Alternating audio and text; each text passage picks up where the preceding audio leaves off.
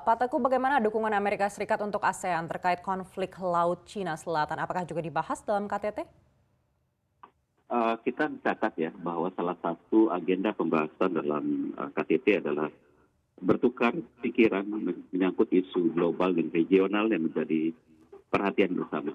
Tidak bisa dipungkiri bahwa dalam pembahasan tema-tema yang menyangkut kepentingan kedua belah pihak, isu-isu yang berpotensi menimbulkan instabilitas di kawasan, termasuk isu Laut Cina Selatan, sudah bisa dibayangkan akan menjadi salah satu topik pembahasan.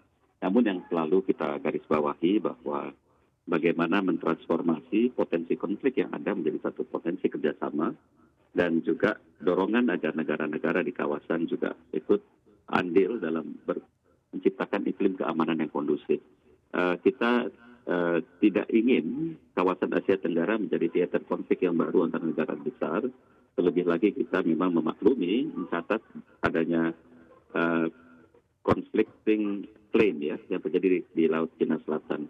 Untuk itu kehadiran negara-negara besar tentunya kita harapkan menjadi bagian dari solusi atau berkontribusi bagi perdamaian dan mensupport upaya bersama ASEAN dan juga proses negosiasi yang berlangsung dengan Tiongkok membangun satu kode of conduct tata perilaku di Laut Cina Selatan sehingga negara yang berkedudukan di Asia Tenggara dan kawasan tersebut Laut Cina Selatan juga menikmati perdamaian yang juga dapat dirasakan oleh negara-negara yang memiliki kepentingan bagi perdamaian dan menggunakan Laut Cina Selatan sebagai jalur utama urat nadi pertumbuhan ekonomi negara-negara tersebut.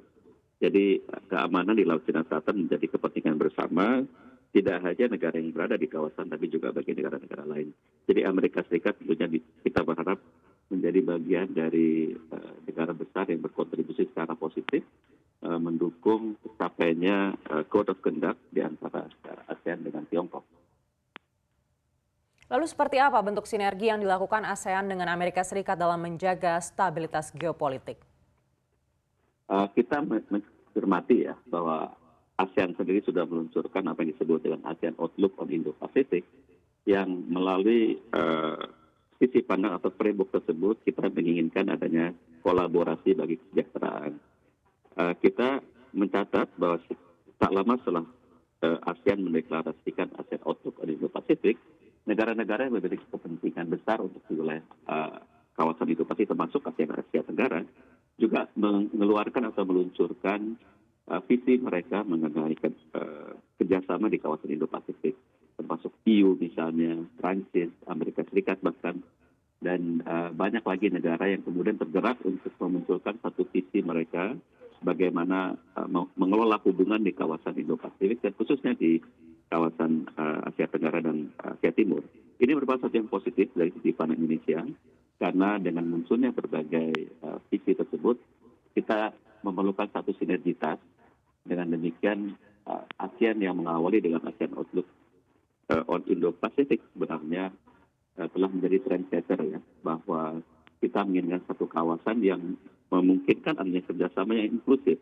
Nah, konsep inklusivitas ini yang kita harapkan support dari negara-negara besar sehingga bisa membangun bersama kemakmuran dan keamanan dan stabilitas di kawasan. Untuk mengetahui informasi lebih lengkap dan berita terkait, silakan klik link di deskripsi. Dan jangan lupa untuk install aplikasi CNBC Indonesia yang tersedia di App Store dan Play Store. Dan jangan lupa subscribe ya.